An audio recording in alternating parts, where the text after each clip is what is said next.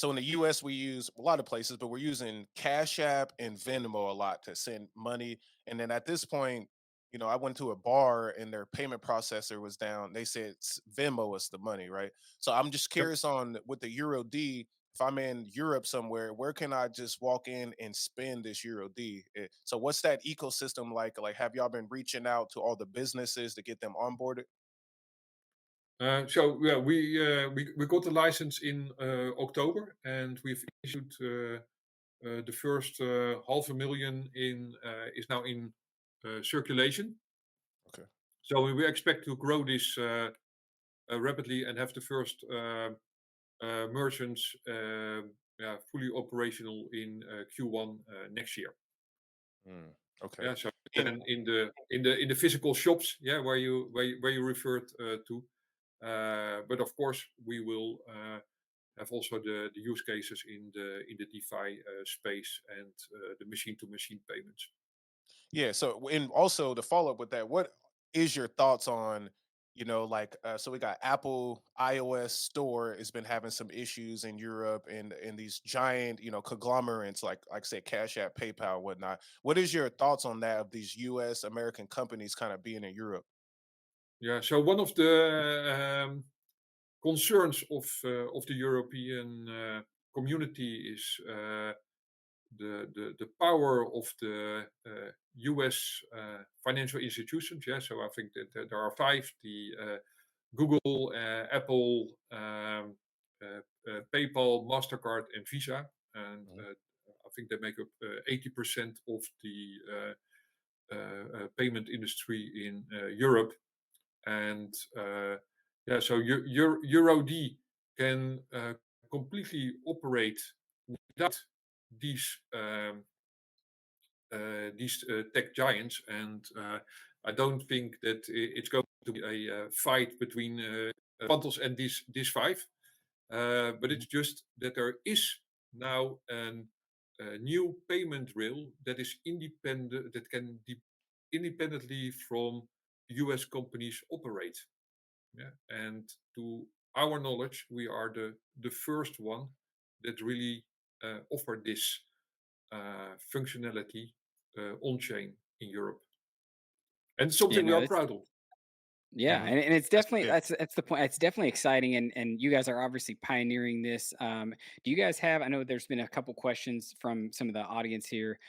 Is there like an official roadmap that you guys have, either in your publications or documents on your website, that people can go check out to see where you guys are at and what you're looking to do in the future?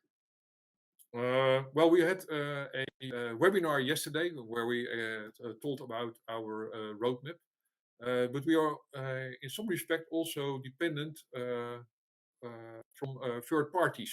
Yeah, so we Mm, still have this hook to the financial industry and the regulators. And for example, the passporting, which means getting the EMI license to all the other countries in the European Economic Area, that's full in progress. And but we are dependent on the regulators in the respective countries. So once we started the passporting, we had countries that replied within one day and say it's mm. okay, go ahead, and yeah, others just take a bit longer.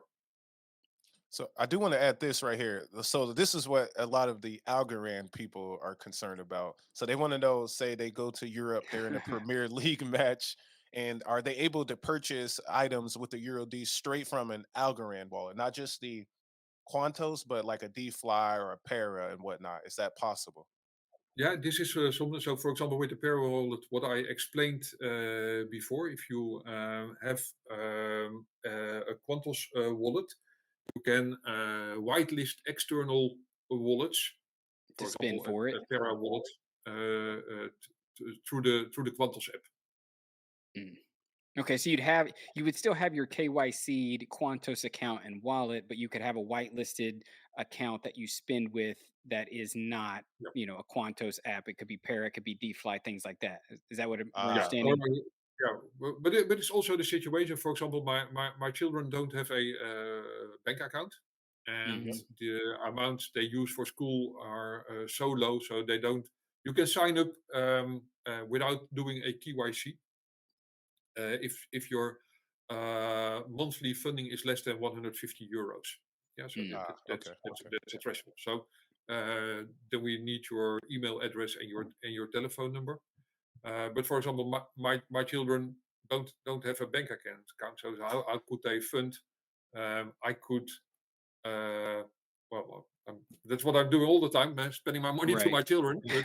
But whitelist their accounts and send money to them. Yeah, so this is how the EuroD ecosystem can grow without the necessity that every individual or a machine goes through our KYC.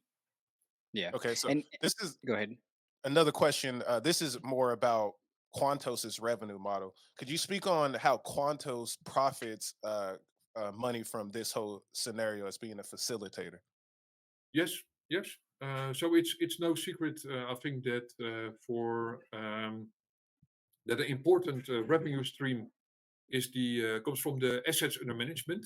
Yeah, so we until 18 months ago, we had a negative interest rate in Europe.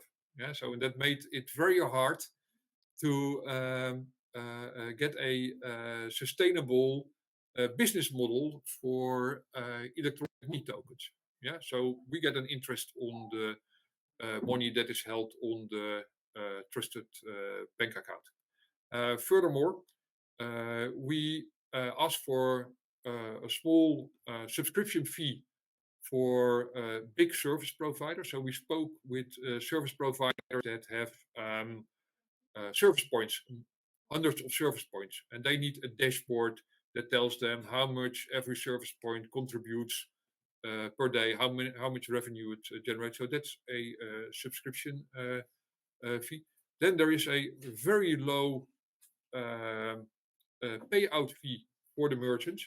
So ordinary merchants that work with PayPal or credit cards pay, depending on the industry, they are in 3, 4, 5, 6%, and we will keep that as low as possible. So generally less than 1%. And See, finally, sorry, yeah. I was just gonna say, and that's where I think, like, you said earlier, you guys aren't competing with the Visas and the, PayPal and stuff like that. But I honestly believe you are.